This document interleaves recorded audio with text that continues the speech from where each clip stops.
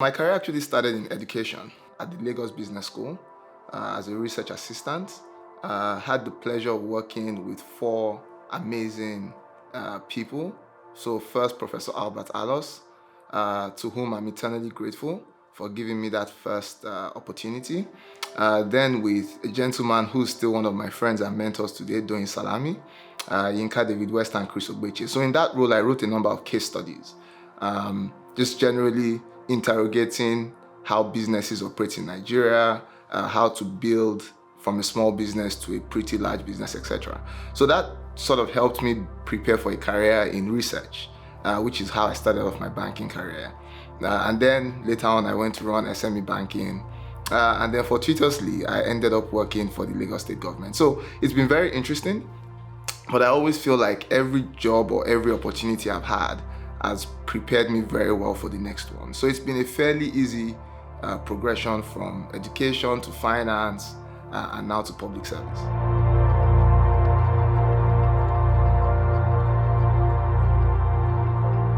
I like to differentiate politics and public service, right? So because you don't necessarily have to be a public politician to work to serve the people. And I think that I realized that a career in public service was the next step. When, we were all very politically active. I've always been politically active. I've always been a member of a political party. I've always looked forward to voting in an election. I particularly remember the elections of 1993. I was 14 at the time, and I felt like I was missing out just standing by the ballots, by the polling booth, seeing my parents, and older people in the community actually going to cast their votes. Now, remember, that's the first election I ever saw, right? So it was an exciting experience, just being there, standing and just watching people vote. I was there the whole day. Obviously, I lived in the University of Lagos, so it was a fairly sheltered environment, where there was no risk of any ballot boxes being snatched, etc. I would say that my first political experience was in university, was in undergrad. I helped my friend who was running for the financial secretary of a faculty body, win that election.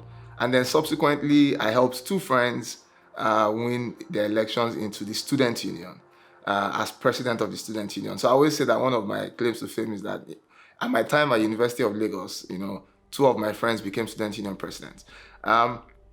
So that was like that was my introduction into politics. And it was something that I found very exciting.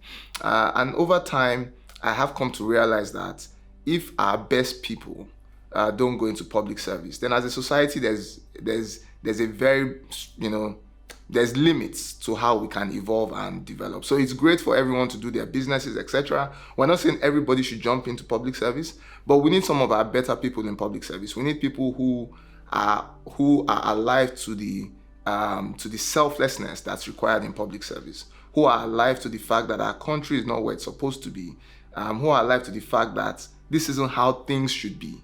And I think for me, it was a great opportunity to at least walk the talk.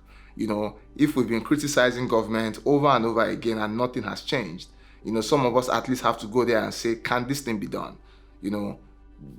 Without all the criticisms, you can't put government on its toes. So some of us now have to go in there and say, hey, you know what? We've criticized government for many years. You guys tell us how difficult this stuff is. Maybe it's time for some of us to come and experience it, understand it better, and hopefully also inspire the next generation of leaders.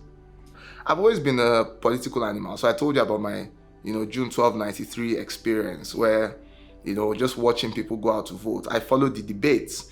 It was also helpful that one of my neighbors was an active member of the Social Democratic Party. So he was there supporting Chief MKO Abiola at the time. I was a big fan of the SDP, followed the elections till the annulment, followed all of the pro-democracy activism that followed thereafter.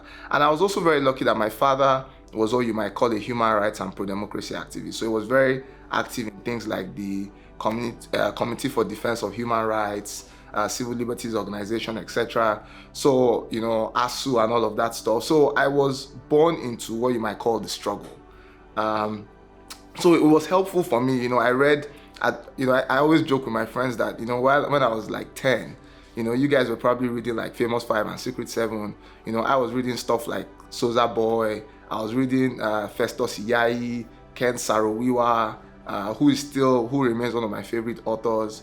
So the kind of books I read were very politically inclined. I very early on was reading Wole Soyinka, etc. So I used to wonder why my father bought me those books, but today, I can see the big picture, and I'm very thankful for that lesson very, very early on. My father always said to me, "Remember the son of whom thou art." And for me, it was a very early part of my political development. It was accountability, integrity. Those were critical, formative elements that have stayed with me till today. I always say to my colleagues, whether it's in Lagos or in Ekiti, that look, I don't want to be the first Oyebode to go to EFCC, right? I was bequeathed a very strong legacy. It's a legacy that I only want to improve upon and hand over to the next generation. So I'll say that foundation was very important, and it stayed with me till today. Because when you go into public service and politics, you will always have difficult decisions. You will always be faced with trade-offs. There will be things that will test your integrity. You must always go to bed knowing that with the information I have, I took the best decision I could. And for me, I think that foundation has been very important. It's helped me at least retain a moral compass. I always say that I'm not naive, but I always want to have that moral compass. I always want to say, have I crossed the line? Am I about to cross the line? Is this something that Akin will normally not approve of?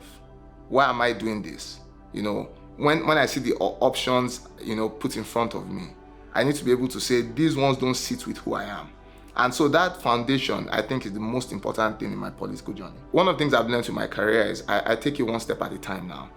So if you asked me 10 years ago, what I wanted to be, I'll say to you that I definitely wanted to run a financial institution, a bank, right? But someday, I did some work for a gentleman called Akintunde Oyebode. And when I finished that, I thought, well, that's done, I've done that, on to the next. And then one day he called me and said, hey, this employment trust fund that you talked to me about, this thing that, you helped me refine, you kept on arguing with me about, I need someone to run it. So I said, oh, okay, no problem. Tell me who you want, the kind of people I'll help you look for. Like, no, I want you to run it. So I said to him, hey, I'm not ready for public service. I like my banking. I'm happy to be a party member, chip in from the outside. If you need a brain trust, I'm there to sort of provide some ideas. And he said to me, this is the thing about young people. You speak, you go on Twitter, you go on Facebook, and then you get asked to jump into the furnace. And then you say, hey, this stuff is too hot. I want to sit outside. So I always say that he blackmailed me into taking the job. But I took the job, and here we are. So again, it's one of those things where if you asked me in 2014, are you going to end up in government? And I've said no. Running for office wasn't like my big thing. People tease me about it now and again. But if the opportunity presents itself, if it's the right opportunity, yeah, sure, why not? But no one can tell. One of the things that I always tell people though is that those who tend to actively seek public office rarely get what they're looking for.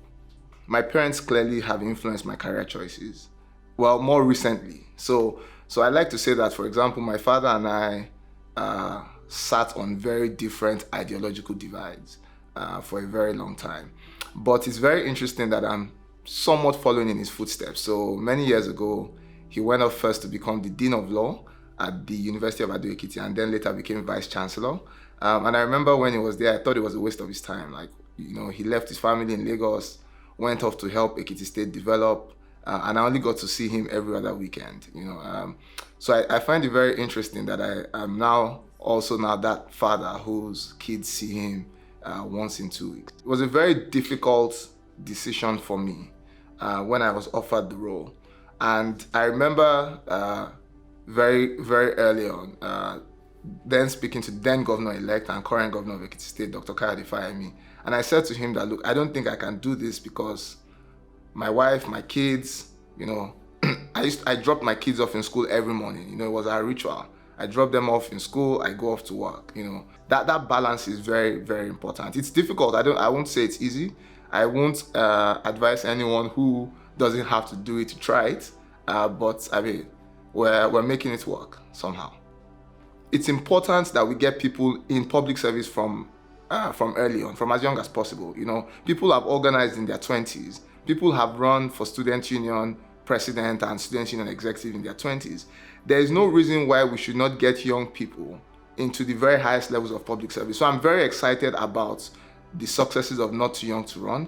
I'm very excited to see a number of young people in government today. What is now important is for those people to show that age is not a limiting factor. It's for their performance to also then encourage more young people to take up active service.